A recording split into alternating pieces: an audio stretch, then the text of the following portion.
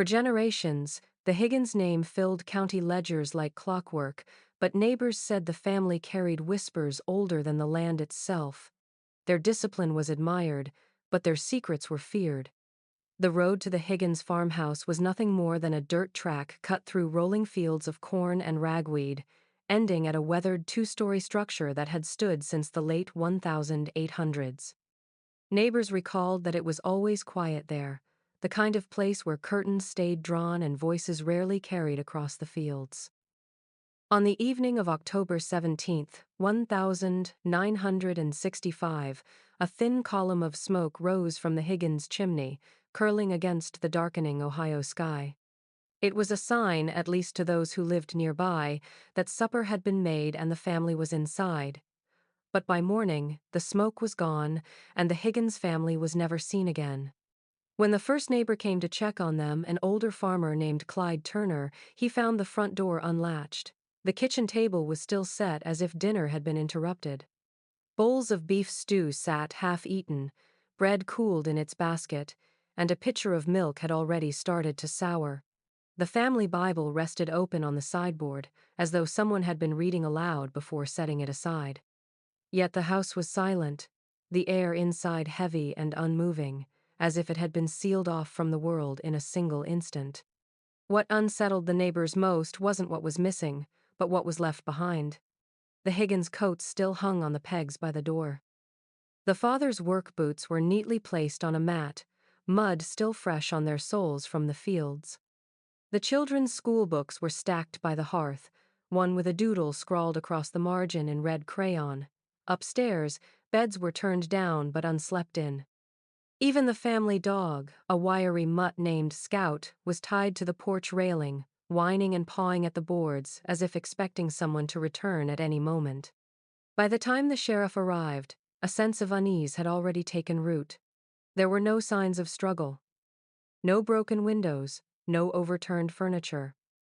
The only unusual detail was the clock on the mantel. Its hands had frozen at 9:44 p.m., though the mechanism showed no sign of damage. Some swore it had been wound daily by Mary Higgins herself, never allowed to stop. Now it sat in eerie silence, marking the exact moment the house went still. Word spread quickly across the county. Families whispered about lights flickering across the Higgins cornfields that night, about the faint sound of a scream carried on the wind. But no one could explain how 5 people, Thomas, Mary, and their 3 children, could vanish without leaving so much as a footprint in the October mud. The house remained as it was found, a frozen tableau of ordinary life interrupted, a place where supper was left unfinished, and a family disappeared as though swallowed whole by the earth. It was, as one deputy later wrote in his report, a house gone silent, waiting for someone to speak its truth. The Higgins name was not new to the Ohio Valley. Long before the farmhouse stood weathered on its foundation, the family's roots wound deep into the soil of Jackson County, stretching back nearly 80 years. They were farmers by trade, corn and sorghum mostly, though some neighbors claimed their earliest parcels had been purchased not with money, but with favors owed, debts traded in a manner that never quite made it onto paper. In courthouse ledgers, their name appeared with a steady rhythm: land transfers, marriage certificates, births recorded by local pastors, yet for all that presence, they seemed to move through the community like shadows. The earliest traceable patriarch was William Higgins, who arrived in Ohio in the 1880s after a journey from Ireland that few in the family ever spoke about. Ship records listed him as 32, traveling with no wife, no children, no listed possessions beyond a wooden trunk. Local rumor insisted the trunk had been sealed tight with iron clasps and never opened in public. Whatever he carried inside, he brought with him into the folds of the Appalachian foothills, where he purchased 50 acres of rough farmland. It was said that William rarely laughed, rarely drank, and never stayed long at social gatherings. He built the first Higgins farmhouse with his own hands, a square wooden structure with narrow windows and a single brick chimney. Some said he sang while he worked, not hymns, but old country verses in a language that wasn't quite Irish and wasn't quite English either. William's son Patrick inherited both the farm and the silence. He married a local woman named Eileen, and together they raised 3 children, though neighbors recalled the home as being strangely joyless. The children were disciplined, well-fed, and always present at church on Sundays, yet never seen playing in the fields with other youngsters. They walked in step, one elderly neighbor later said, like they were raised to keep rhythm with something we didn't hear. Patrick kept meticulous records of his farm yields, yet his handwriting fills county tax books with odd flourishes, triangles, circles, marks no clerk could explain but never dared to question. By the time Thomas Higgins, Patrick's son, inherited the land, the family's reputation was well established. They were seen as reliable but distant, church-going but never warm. Thomas married Mary, a woman from Kentucky, and together they had 3 children. They kept to themselves, raising crops and livestock like generations before them. Yet whispers clung to their name like burrs on a coat. Some said the Higginses carried old country secrets, rites and stories whispered across generations from the peat bogs of Ireland to the fields of Ohio. Others swore that the family never really left those ancient hills behind, that they had simply replanted something here, letting it take root in the soil of a new world. For outsiders, the Higgins farm was just another piece of land. For locals, it was a place marked, held apart, where history pressed in close and the silence of the lineage was louder than words. The night of October 17th, 1965, began without incident, the kind of autumn evening that settled slowly into a damp chill over the Ohio farmlands. The Higgins children had been seen earlier that afternoon walking back from church, their shoes muddy from the field path, their faces unreadable but polite as always. The family stopped briefly at the general store for flour and lamp oil before heading home. Nothing seemed out of place. But as the sun sank and the valley turned to shadow, the weather shifted suddenly. The air grew heavy and restless, and across several neighboring farms, families reported their radios buzzing with bursts of static. Even battery-powered sets, untouched by storm interference, crackled with disjointed whispers that no one could place. By 9 o'clock, a strange wind whipped across the cornfields, bending the stalks in odd patterns rather than swaying them with the breeze. Clyde Turner, the closest neighbor, recalled sitting by his window and watching the Higgins chimney release a column of smoke. It struck him as late for a fire, but he thought little of it until his radio gave a sharp screech and fell silent. At precisely 9:42 p.m., he swore he heard something else, an echo carried on the wind. It wasn't laughter, and it wasn't the sound of livestock. It was screaming, a layered sound, more than one voice, rising and falling like it had been pulled across the rows of corn. The Turner family debated whether to check, but fear held them back. By the time the wind stilled and the air returned to its uneasy quiet, the Higgins farm looked as it always did, a faint glow from kerosene lamps visible through the curtains. Yet no one moved behind those windows, and the smoke from the chimney began to thin. Morning revealed the stillness in its full measure. No rooster crowed. No children's voices carried across the fields. The farmhouse door hung slightly ajar. Inside, stew had congealed in bowls, bread hardened to crust, and milk soured in its pitcher. The beds were untouched. Shoes still lined the floor by the door.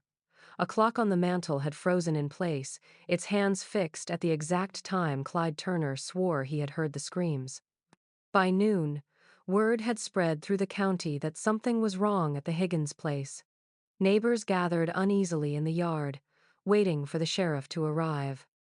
The silence of the farm unnerved them more than anything, the absence of voices, of footsteps, of life itself. It was as if the entire family had been plucked from existence in a single breath, leaving behind only a house full of echoes. And though the morning sun shone on the valley, the Higgins home remained under a shadow, one that no one could explain, and few would ever forget. When the sheriff and his deputies first stepped into the Higgins farmhouse, the air struck them as wrong. It wasn't foul, not yet, but it carried a heaviness that seemed unnatural, as if the house itself had been holding its breath since the night before. Their boots echoed softly against the wooden floorboards as they entered the kitchen, and there it was, the table, still set for 5. Bowls of beef stew, now crusted at the edges, sat in front of each chair. One spoon had fallen to the floor, resting in a small pool of broth that had seeped into the cracks of the wood. A loaf of bread, sliced and still soft in the center, sat untouched in its basket. The milk in each glass had already soured, leaving a thin film clinging to the rim. Everything about the scene looked frozen, interrupted in the middle of something ordinary, as though the family had simply stood up and walked away. The sheriff later wrote that the strangeness of the kitchen unsettled him more than any crime scene he'd witnessed before.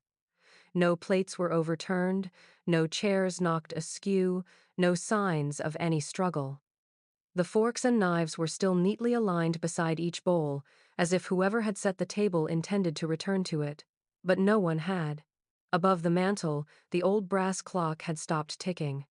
Its hands stood fixed at 9:44 p.m., the exact moment, perhaps, when something had happened in that house. The mechanism showed no damage. It was as though time itself had been forced still. Investigators spread through the rooms with caution, half expecting to find the family huddled in some hidden corner, but the silence pressed in deeper with every step. Upstairs, beds were turned down but unslept in, pillows indented, as if waiting for heads that never came. The children's school books were stacked neatly by the fireplace, one page marked with a pencil sketch of a figure in the margin, tall, thin, and faceless. Downstairs, the pantry remained fully stocked, and the front door's latch showed no sign of tampering. Windows were intact. Even the locks, checked twice by deputies, held firm. What puzzled the investigators most was the lack of departure. The October rain from the night before had left soft mud around the porch and back door, yet there were no footprints leading away, not even from the family dog, who was still tied to the railing. Whining and restless, it was as though the Higgins family had dissolved into the night, leaving behind only their supper to cool and curdle. The deputies exchanged uneasy glances as they stood around that kitchen table, the half-eaten meal staring back at them. Something had happened here, something that left no mark of entry or exit. And as the silence deepened, each man began to realize what the evidence suggested. The family had not left the house. They had been taken from it. The deputies had nearly finished their sweep of the house when one of them noticed a door at the end of the upstairs hallway. It was different from the others, narrower, the wood darker and more weathered, as if it had been exposed to something the rest of the house hadn't. What caught their attention most was the lock. Not a simple latch or keyhole, but a heavy iron padlock fastened from the inside. The men exchanged uneasy looks.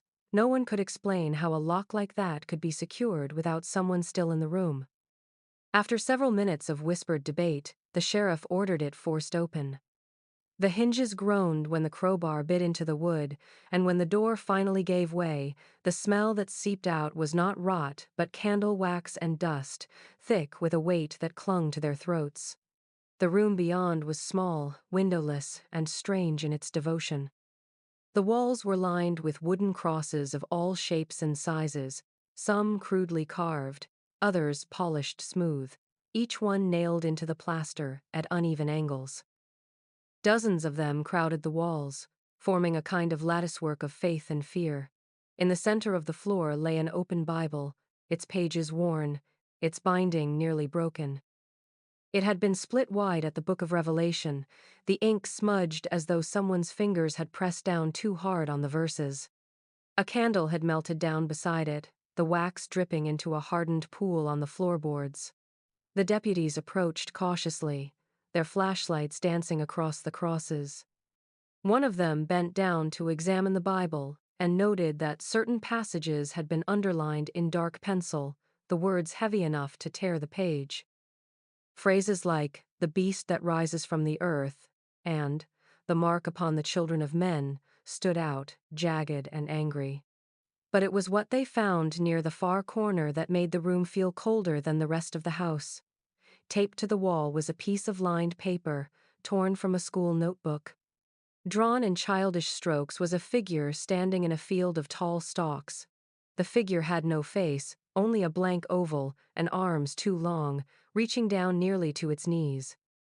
The corn was sketched in sharp lines around it, and at the bottom, in letters that shook with uneven hand, were the words, "He waits." None of the deputies spoke for several minutes. The air inside the sealed room seemed to hum, as though something lingered even after the family was gone. One man swore quietly under his breath and stepped back into the hallway, refusing to enter again. For the others, the room became the darkest puzzle of the house, a sanctuary or a prison. No one could decide. Whatever the Higgins family had been guarding, they had kept it behind that door, locked from within, as if trying to contain something that did not want to be kept. And the question none of them dared to ask out loud was whether the padlock had been meant to keep people out or to keep something else in. Before the night of the disappearance, the Higgins farm had already stirred unease among the families who lived within earshot of its fields.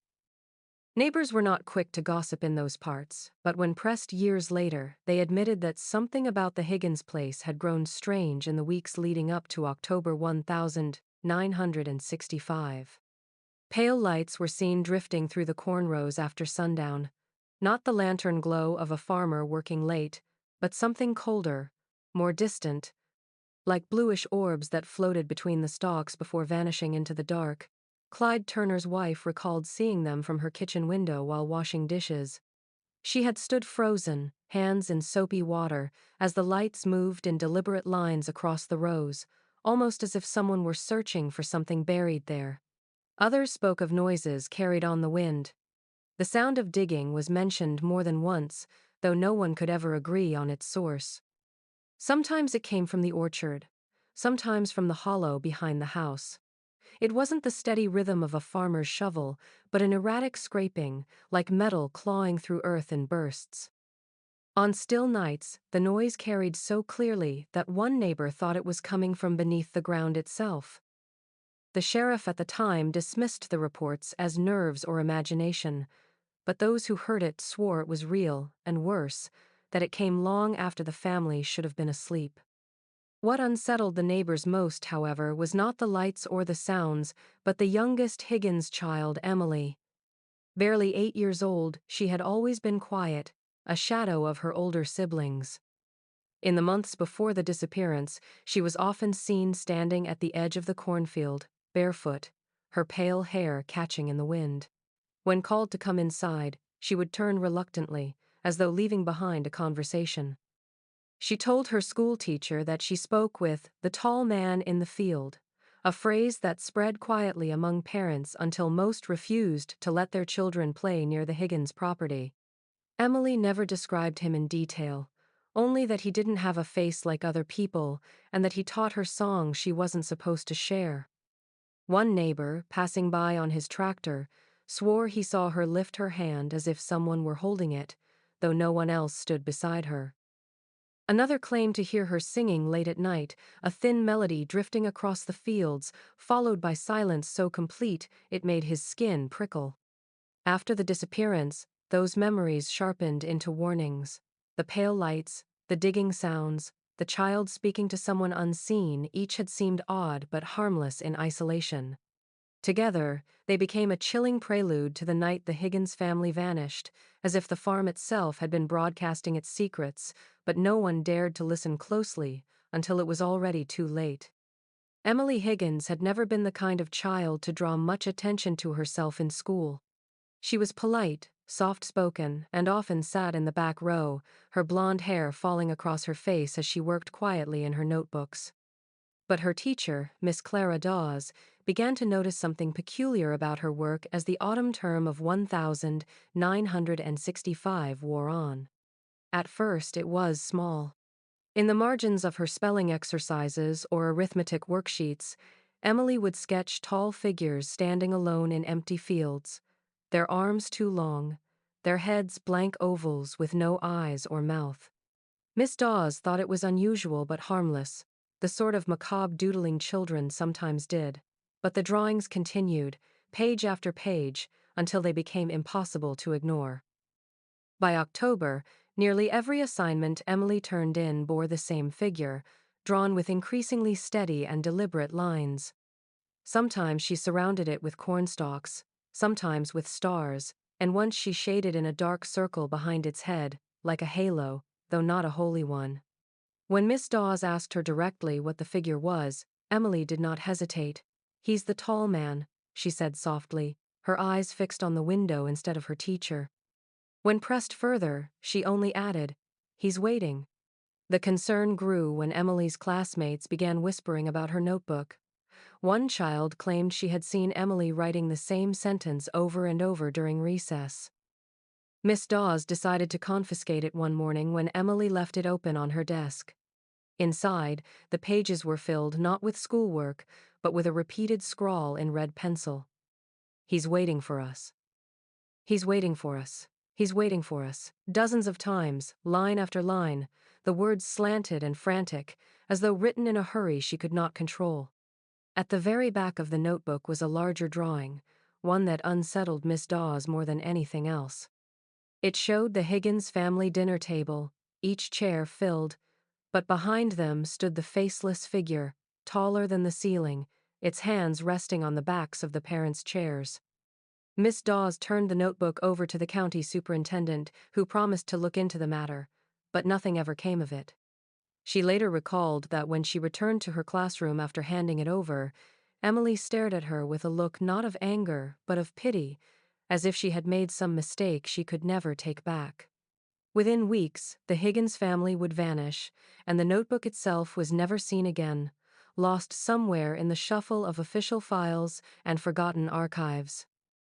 Only Miss Dawes's memory of those words remained, etched into her mind long after.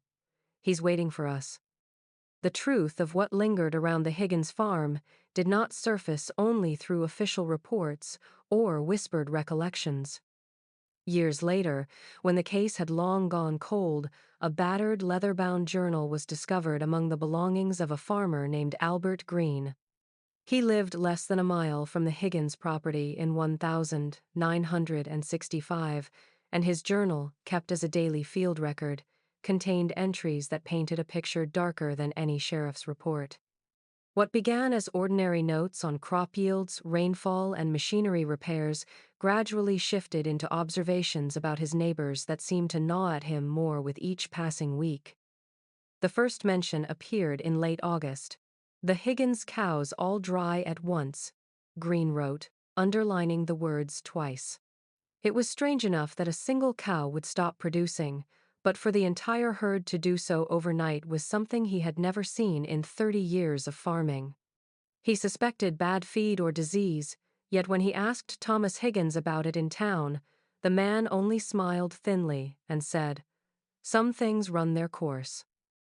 Green noted in the margin, his eyes didn't match the smile. A September entry struck an even more unsettling tone. "Soil under their orchard smells like iron, stronger after the rain, not like rust, like blood." Green had been helping his cousin mend a fence near the boundary when the wind shifted and carried the stench to him. He followed it as far as the orchard fence but would go no further. That night, he dreamed of roots twisting like veins through red earth. He confessed in the journal that he woke up shaking, the scent still in his nose. By early October, his writing grew terse. One passage read simply, "Don't go past their fence after dusk." He explained no further, but later entries made it clear that something had changed in the atmosphere around the Higgins place once the sun set. Lights moved in the orchard when no lanterns burned, and he claimed to hear humming drifting across the fields high, lilting voices that rose and fell like hymns but carried no words he could understand. The last entry mentioning the Higgins family came on October 15th, just 2 nights before their disappearance. "Heard digging again. Not one shovel, but many. Ground carries the sound. Won't sleep tonight, feels close." The words were cramped, almost frantic, as though written in haste. Green never spoke openly about what he recorded, and after the Higgins family vanished, he avoided all questions. But his journal survived, and with it, a chilling testament that the land itself seemed to know what was coming, long before the rest of the county could put words to it. When the disappearance of the Higgins family drew the attention of state authorities, one of the first steps investigators took was to establish a clear record of who they were. It should have been simple. Pull the birth certificates, marriage license, and property deeds from the county archives. But what emerged from the files only deepened the mystery. The Higgins records were riddled with holes. Pages were missing, signatures mismatched, and dates slipped out of alignment in ways that made no logical sense. The sheriff had assumed they were simply victims of poor bookkeeping, a clerical problem common in rural counties where paper records often sat for years in damp storage. Yet when state police cross-checked them with federal census rolls, the errors could no longer be brushed aside. The birth certificates for the three Higgins children were incomplete. Emily's document listed her date of birth as March of 1957 in one registry, but April of 1958 in another. Her brother Samuel had a certificate stamped in Whitley County, Kentucky, even though he had never lived outside Ohio. The youngest child's record was worse still: no attending physician listed, no official registrar signature, just a faint scrawl that seemed to have been added years after the supposed birth. Their marriage certificate raised even more suspicion. The license for Thomas and Mary Higgins bore the date 1949 in the courthouse archive, but in a church ledger it was marked 1951. Both bore their names, but the handwriting and signatures did not match. What confounded the investigators most was Thomas Higgins himself. In property deeds filed under his name, his date of birth shifted depending on the year. On one line he was listed as 39, on another only 35 for the same year. Cross-referencing old employment records, they discovered that a man named Thomas Hale had worked briefly on the rail lines in the late 1940s, with the same handwriting and near-identical signature to Thomas Higgins. Fingerprint comparisons were never made. The files were destroyed in a courthouse flood in 1973, but those who examined the records swore the two men were the same. Rumors spread quickly after the inconsistencies came to light. Some believed Thomas had abandoned an earlier life under another name and reinvented himself in Ohio, dragging his family into the shadows of whatever past he was running from. Others whispered it wasn't reinvention at all, but continuation, that he lived two lives at once, moving between names as if they were garments he could shed and reclaim at will. Whatever the truth, the missing and falsified records erased any clear timeline of the Higgins family. They seemed to exist only in fragments, half-formed on paper, like ghosts who had always been just beyond the reach of history, until the night they vanished entirely. The search for the Higgins family stretched on for weeks after their disappearance, though most of the locals believed hope had already drained away by the first frost. Volunteers combed the fields, scoured the barns, and dragged the creek beds, but nothing more than a few broken fence posts and scattered tools ever turned up. Then, a month after the farmhouse was first found abandoned, a small discovery at the edge of the cornfield drew new life into the investigation, though not the kind that brought comfort. It was a child's shoe, small, scuffed, the kind meant for a girl no older than 8 or 9. The leather was worn thin, the laces frayed, and the sole caked with soil that did not match the surface dirt where it was uncovered. It had been buried deliberately, pressed shallow into the ground at the farthest corner of the Higgins property, just where the corn rows ended and the hedgerow began. The man who found it, a school janitor named Walter Briggs, had been part of a weekend volunteer crew combing the perimeter. He noticed the earth disturbed, as if tamped down in haste. When he pulled the shoe free, he nearly dismissed it as trash until something shifted inside. Tucked into the shoe, rolled tight, and shoved into the toe, was a scrap of lined notebook paper. The words were written in red pencil, jagged and heavy, the kind of markings made by a child's unsteady hand. It read simply, "We went under. Don't follow." The letters leaned downward across the page, as though whoever wrote them had pressed too hard, the lead breaking once and smudging along the crease. The note unsettled the search party more than the shoe itself. The investigators had no way of knowing who wrote it. Some thought it might have been Emily, the youngest, who was known to carry red pencils for her drawings. Others believed it was planted after the disappearance, some cruel trick or staged warning. But the handwriting analysis, crude as it was, leaned closer to that of a child.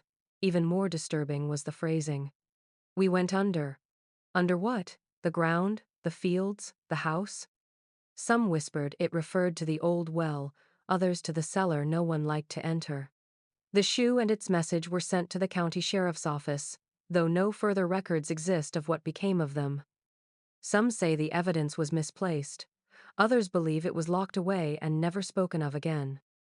For the neighbors, however, it was proof that the family had not been stolen away by outsiders, but had chosen or been forced to cross into something hidden beneath their own land. And the last plea, don't follow, only deepened the silence around the Higgins name, as if even in their final act, they wanted the rest of the world to keep its distance. The Higgins property had many features common to farms of its time: weather-beaten barns, sagging fences, and sheds filled with rusted tools, but it was the old well behind the house that drew the most unease from those who came to search. It stood near the orchard, its stone rim covered in moss, its mouth sealed with warped boards that looked as though they had been hammered down decades earlier. The boards were marked with deep scratches, the kind not left by weather or animals, but by hands determined to fasten them tight. At first, the deputies thought nothing of it. Old wells were often sealed for safety, to keep children or livestock from stumbling in. Yet, something about the way the boards had been nailed crosswise, layer upon layer, gave the impression of a prison, not protection. When investigators finally pried it open, the stench that rose up silenced the yard. It was not the smell of stagnant water or wet stone, but something heavier, more human, the scent of rot that clung to their clothes and stayed in their noses for days. One deputy staggered back, covering his mouth, swearing that it was as if the earth itself had been exhaling. They lowered a lantern, and the light caught not the glisten of water, but the pale shapes of objects scattered in the dark. The well was dry.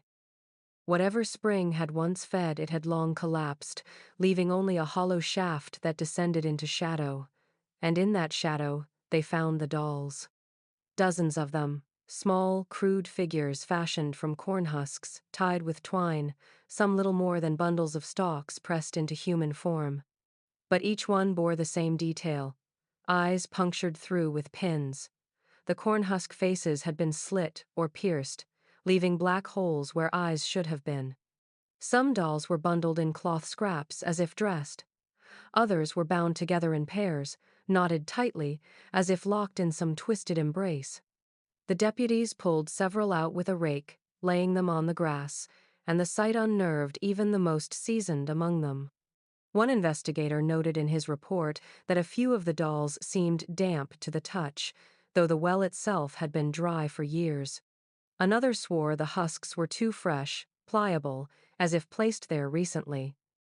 The collection was gathered, catalogued, and later boxed away in county storage, though the final inventory never appeared in the public record. To the locals, the discovery confirmed what many had whispered in church pews and behind closed doors: that the Higgins family's silence was not the silence of ordinary people, but the silence of ritual. And the well, sealed and hidden, was less a water source than an altar, a place where offerings were made, not drawn. Even after the boards were replaced, neighbors refused to pass near it, claiming they could still smell the rot on the wind whenever dusk settled across the orchard. The case file on the Higgins family grew thin not because the evidence disappeared, but because the men tasked with investigating it refused to continue. Two deputies, both young but steady men with experience in the county, were assigned to remain on the farm during the weeks after the family's disappearance.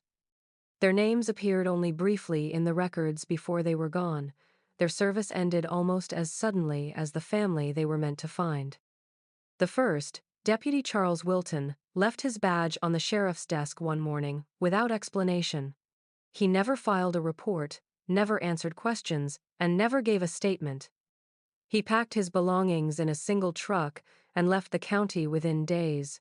Those who asked him about the Higgins farm later were met with silence, his face hardening as though the question itself was an offense. A cousin claimed Wilton never slept properly again, that he woke at night sweating and clutching at his ears, but he never spoke of what he had heard. To the sheriff, his resignation was written off as nerves, but others believed it was fear, the kind that could not be put into words. The second deputy, Daniel Holt, stayed longer, but his breaking point came during a night patrol around the orchard. Years later, sitting in a bar with his service long behind him, he admitted to a drinking companion what he swore had happened. That night, the fields were quiet, the air still. His lantern light caught nothing but the tall stalks bending in the wind. He had paused near the orchard fence when he heard it, a faint sound, too soft at first to place. He thought it was an animal, perhaps a fox keening, but as he drew closer, the sound sharpened into something unmistakable. Children's voices.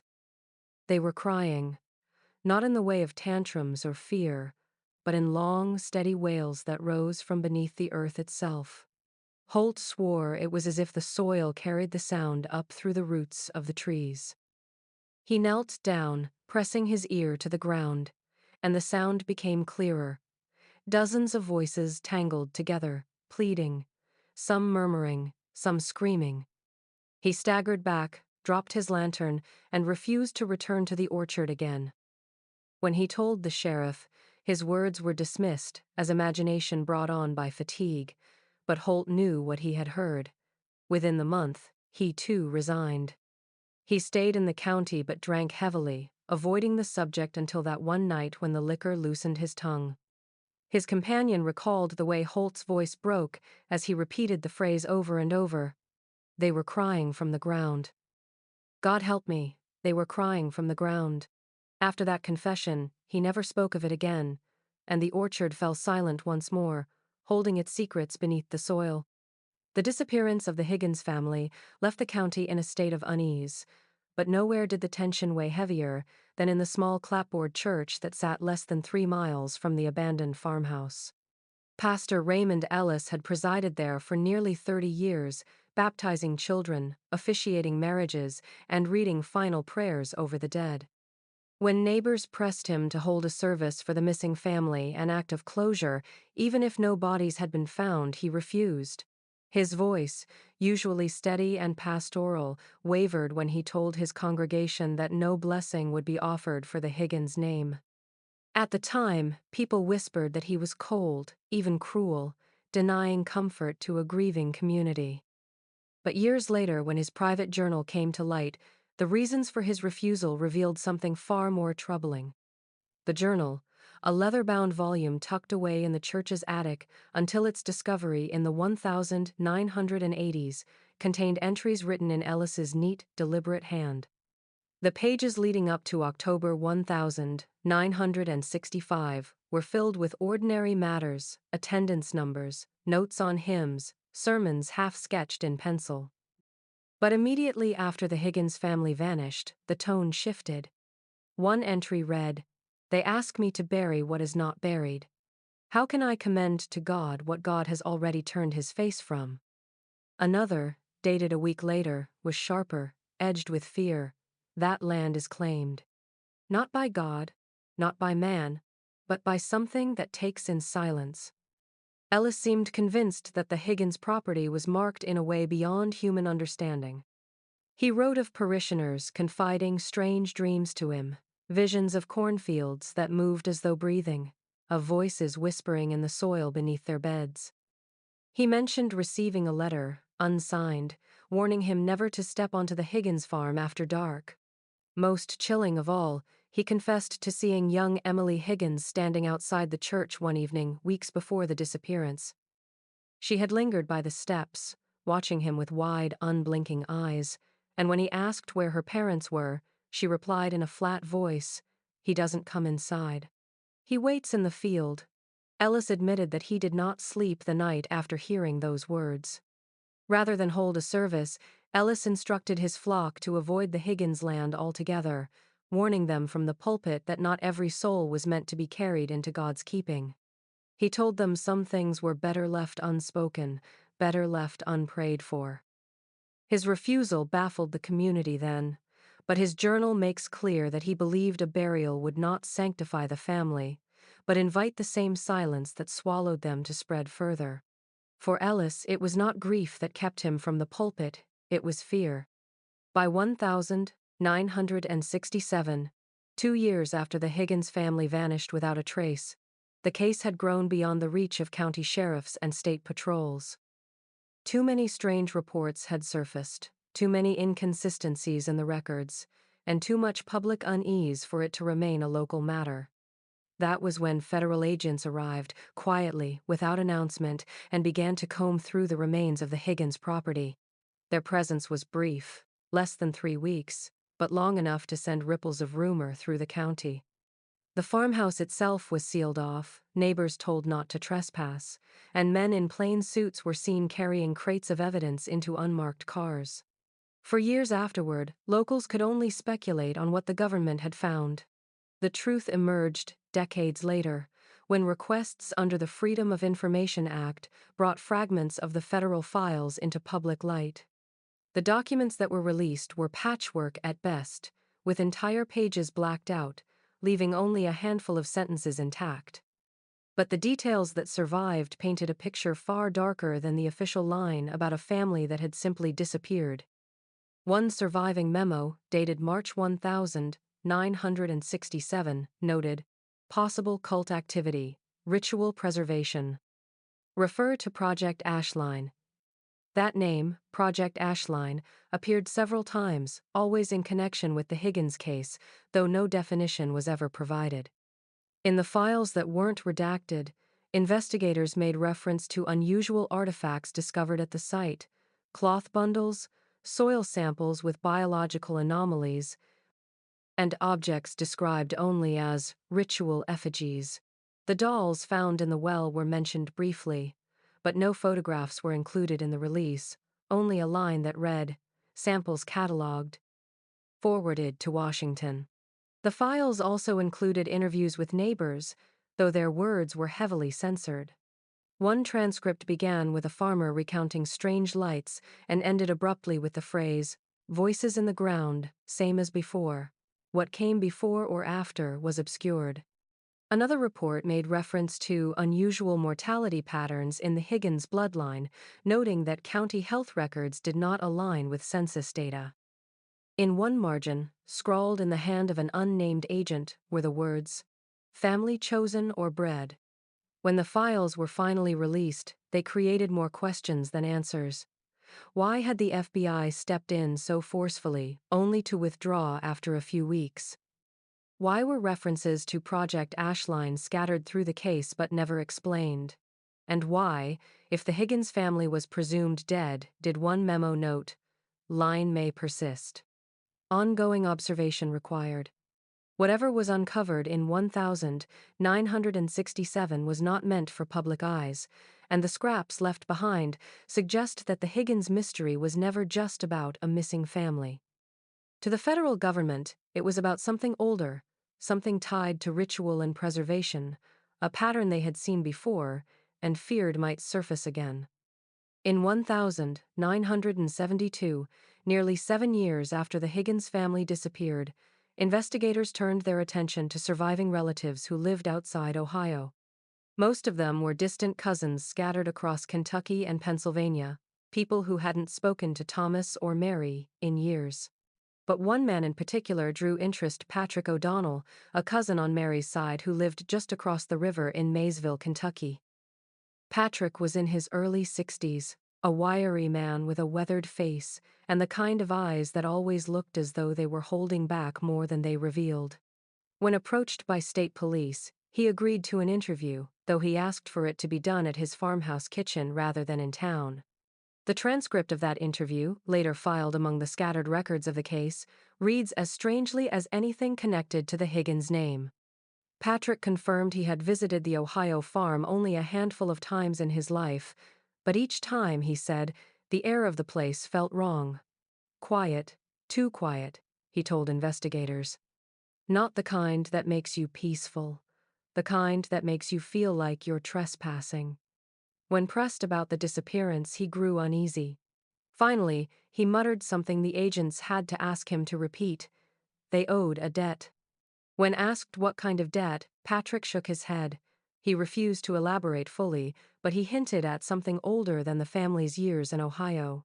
He said the Higginses carried something with them from Ireland, something buried deep in their blood. An oath, he whispered, made on blood and soil. He would not give details, only suggesting that it was not a debt to men, nor to God, but to something that kept its promises when nothing else would. His voice grew strained, his eyes darting often toward the window, and finally he ended the interview altogether, insisting the agents leave before sundown. Days later, Patrick O'Donnell was dead. The official report listed it as a farm accident. His tractor had overturned on a slope and crushed him beneath the weight. Locals who knew him said the story didn't sit right. Patrick had farmed that land for decades, knew every rut and incline, and rarely made mistakes with his equipment. What unsettled them further was the condition of the field where he died. The soil was churned in strange patterns, as though something had clawed through it from beneath, and the sheriff's men noted that his hands were caked with dirt up to the elbows, as though he had been digging just before the accident. His death was marked down as tragic but unremarkable. Yet those who remembered his last words about a debt carried from the old country could not help but wonder whether Patrick had been silenced before he could say more.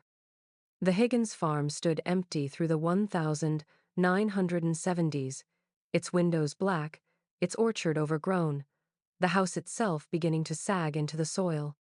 Yet every October, on the night of the anniversary, the fields seemed to stir with a life of their own. Neighbors who had long since stopped speaking the Higgins name aloud began to notice lights flickering across the abandoned land. They were not the sharp beams of flashlights, nor the yellow glow of lanterns. These were pale, bluish-white orbs, drifting low through the rows of corn or rising just above the trees, as though carried by invisible hands. They appeared without fail between 9:30 and 10:00 p.m., the same window of time when the family was believed to have vanished. At first, only a few neighbors mentioned it, dismissing the lights as swamp gas or the tricks of tired eyes. But year after year, more people saw them, and the consistency made it difficult to ignore. Farmers working late in their barns swore they caught the glow from miles away, hovering over the Higgins property like lanterns bobbing in procession. A young couple parked on the Ridge Road in 1974 reported watching three distinct orbs drift in a perfect line across the field before dissolving into the ground. The woman claimed she heard faint singing at the same moment, a high, thin sound like children's voices carried on the wind, though her companion insisted he heard nothing. The sheriff's department was contacted more than once, but deputies sent to investigate always arrived too late, the lights gone as suddenly as they came. Those who were bold enough to step onto the land during the anniversary nights often regretted it. One man, a drifter passing through in 1977, claimed he followed a single glowing orb into the orchard, only to wake hours later lying in the dirt with his shoes missing and his fingernails packed with soil. Another, a group of teenagers from a nearby town, dared each other to wait in the corn rows on October 17, 1979. They returned pale and trembling, insisting they had seen the lights circle them like fireflies, growing brighter until the stalks themselves seemed to glow. One boy swore he heard whispering beneath the ground, voices counting slowly in a language he didn't understand. By the end of the decade, locals stopped calling the lights tricks or coincidences. They began referring to them quietly as the return, a sign that the Higgins family or whatever had taken them was still present on that land. To this day, those who witnessed the orbs insist it was not light at all, but something older, a presence that revealed itself each year on the anniversary, not to be followed, not to be questioned, but to be feared. By 1981, the Higgins farm had long been abandoned, its shutters hanging loose, roof shingles curling like dead leaves, and the front porch sagging under years of neglect. Yet the place held a grim fascination for the young. It was the house their parents warned them about, the one whispered about in the schoolyard with stories of ghosts, strange lights, and voices in the fields. That autumn, two boys from the next county over, Michael Reeves and Darren Lowe, decided to test the legend. They were both 17, restless, eager to prove themselves braver than the stories that kept others away. One Friday night in October, they packed sleeping bags, a flashlight, and a pack of cigarettes, and made their way to the Higgins house. They told friends they would camp inside until sunrise. The following morning, only one of them returned. Michael stumbled into town near dawn, clothes clinging damp to his skin, hair matted, and eyes wide with a glassy, vacant stare. When pressed, he could barely speak, his words tangled and incoherent. Witnesses said he muttered about water, about something moving under the floor, but his sentences collapsed into babble before anyone could make sense of them. Most disturbing was the smell that clung to him. His jacket and jeans were soaked, not with rain, there had been none that night, but with a briny odor, sharp and unmistakable, like seawater mixed with rot. There were no rivers or lakes nearby that could explain it. Darren, his companion, was nowhere to be found.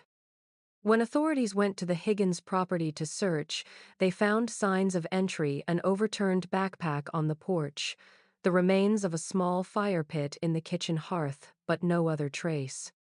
The upstairs rooms were coated with dust, yet deputies noted fresh impressions in the floorboards, not of shoes, but bare feet, small and numerous, as though children had walked the halls during the night.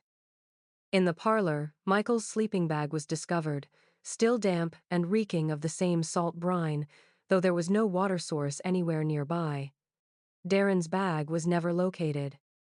The search dragged on for weeks, volunteers combing the surrounding woods and creeks, but no body was ever recovered. Michael was hospitalized for exhaustion and shock. He spoke little, refusing to describe what had happened, though once a nurse claimed she heard him whisper in his sleep. He took him under. When pressed, he would only shake his head and repeat that Darren was gone. Within a year, Michael moved away, leaving the county forever. The incident became known among locals as the second vanishing. To them, it was proof that whatever had claimed the Higgins family had not died with time. The house remained a mouth waiting to swallow the living, and for one boy in 1981, it had opened again. By 1994, the Higgins farmhouse had collapsed into something closer to a ruin than a home. Vines strangled the walls, the roof sagged inward, and the foundation had begun to sink into the earth. When the county finally ordered the remains cleared for safety, a demolition crew arrived with little expectation of finding anything more than splintered wood and rusted nails. Yet as the workers pried up the last of the floorboards in what had once been the front parlor, their crowbars struck metal.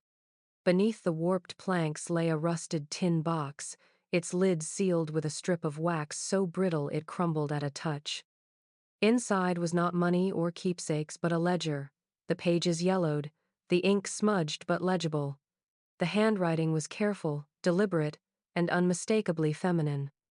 Investigators later confirmed it matched the samples of Mary Higgins' letters preserved in county records. The ledger spanned several years, filled with household accounts, notations of births and illnesses, and occasional descriptions of the land and weather. At first glance, it looked like nothing more than a homemaker's record, but as the entries progressed, the tone darkened. The final pages were dated October 1965. The writing grew hurried, the lines more uneven, as though penned in haste. The last entry carried no mention of harvest yields or family meals. Instead, it read, "He said we would not rot if we went with him." The words seemed to echo with desperation, as though Mary was recording a promise, or perhaps a command, from some figure unnamed. Other passages leading up to that date suggested mounting fear in the household. One entry noted, The children speak to him more now. Emily sings the songs he teaches. Another read, Thomas says the debt is nearly called. I do not want to go beneath. And in one particularly unsettling line, the earth is open tonight. The orchard smells of iron again. The discovery of the ledger sent a ripple of unease through the county. It was the closest thing to a first-hand account of the family's final hours, and it confirmed what many had whispered for decades. The Higgins disappearance was not sudden but anticipated. Mary's words suggested complicity or resignation, as if she knew what was coming and had chosen to document it rather than flee. The ledger was taken into custody by state archivists, but photographs of its pages leaked, passing quietly among locals who still remembered the night the Higgins house went silent. To them, the entry was not merely a record but a confession. Whatever force lingered in those fields had made a promise, and the Higgins family had believed it, that if they went with him, they would not rot. What that meant or what became of them afterward remains a question the county has never been able to answer. By 2005, the Higgins land had become little more than a scar on the county map, an empty parcel that no farmer would buy and no developer would touch. The house was long gone, reduced to a foundation swallowed by roots, yet the stories had not faded. When a regional university partnered with a survey company to test early drone mapping technology over abandoned farmlands, the Higgins property was included almost by accident. What they captured unsettled even the most skeptical of the researchers. The drone passed over the acreage on a clear autumn afternoon, its cameras sweeping the fields where corn had not grown in decades. From the air, the ground looked barren, patchy with weeds and the faint outline of what had once been an orchard. But when the surveyors overlaid the footage with soil density data, a strange pattern emerged. Near the center of the property, in soil that should have been flat and undisturbed, the sensors registered a series of deep impressions. From above, they formed a perfect spiral, wide at the edges and tightening inward to a sharp point. It measured nearly 30 feet across, far too precise to be natural erosion. At first, the technicians assumed it was a glitch in the imaging software, but a second pass confirmed it. The spiral was real, etched into the land like something pressed into the dirt from below. When the footage was reviewed in the lab, another anomaly surfaced. One sound technician, filtering background noise from the drone's microphone, noticed faint tonal shifts beneath the static of the rotors. When isolated and amplified, the noise took on the rhythm of voices. It was not clear speech, but a cadence rising and falling in waves like a hymn sung through water. Reversed in audio, the sound became sharper, a chorus of overlapping voices repeating in a tongue no one could identify. The technician described it as children singing a lullaby backward, a sound both fragile and horrifying. The university released only the visual data, dismissing the audio as equipment malfunction, but those who heard the raw files disagreed. Several technicians resigned within the year, one writing anonymously in an online forum that the spiral was not carved into the soil but lifted from it, like something below had turned once and left its mark. He also claimed the singing grew louder with each replay, as if the recording itself changed over time. To the locals, the findings were not surprising. For decades they had avoided the land, convinced it was still alive in some way. The spiral and the voices simply confirmed what they already knew, that the Higgins disappearance had never ended. It was still echoing through the soil, repeating itself for anyone willing to listen. The Higgins name has never been crossed out of the county's missing persons files. Even after 4 decades of silence, the official record still lists Thomas, Mary, and their 3 children as unresolved. Their photographs, faded and grainy, remain in dusty binders in the sheriff's office, as though time itself has refused to close the case. Yet for those who live near the land, the idea of the Higgins family being missing has always felt wrong. Missing suggests absence, a disappearance into some unknown distance. What the locals believe is something else entirely. They whisper that the Higgins family never left, not really. Every October, when the anniversary of their vanishing approaches, signs appear at the edge of the abandoned property. 3 ears of corn, bound together by a red ribbon, are placed carefully against the rusted fence post where the field begins. No one sees who leaves them, and no one admits to doing it. Yet without fail, the offering is there sometimes early in the morning, sometimes appearing overnight, the ribbon bright against the withered stalks. It has happened for years, long enough that entire generations have grown up knowing to expect it, though no one dares move the bundle once it appears. Those who pass by lower their voices and glance at the ground, as if to acknowledge it without inviting attention. When asked, the townspeople never give a straight answer. Some say it is a family descendant, a cousin keeping the memory alive. Others suggest it is simply a prank, a tradition carried on by teenagers who don't understand the weight of the story. But the way people speak betrays a deeper fear. They don't laugh about it, don't mock it. Instead, they nod grimly and repeat the same phrase. They're not gone, they're just beneath. The phrase has become something of a local refrain, carried through the decades like a warning. Beneath what? No one can say for certain. Beneath the soil, perhaps, where the strange spirals once formed. Beneath the orchard, where the earth was salted with marrow and iron, or beneath memory itself, tucked just out of reach but never fully forgotten. The Higgins family has become less a tragedy than a presence, woven into the fabric of the land they once farmed. Official reports may close with silence, but the fields speak differently. They hum in the wind, they glow faintly with lights on cold October nights, and they bear witness to offerings left year after year. To those who still live nearby, the Higgins family is not lost in time. They are still there, waiting in the quiet soil, bound to the land that claimed them, and reminding anyone who dares to look too closely that not every disappearance is an ending. Some are only a return to the earth,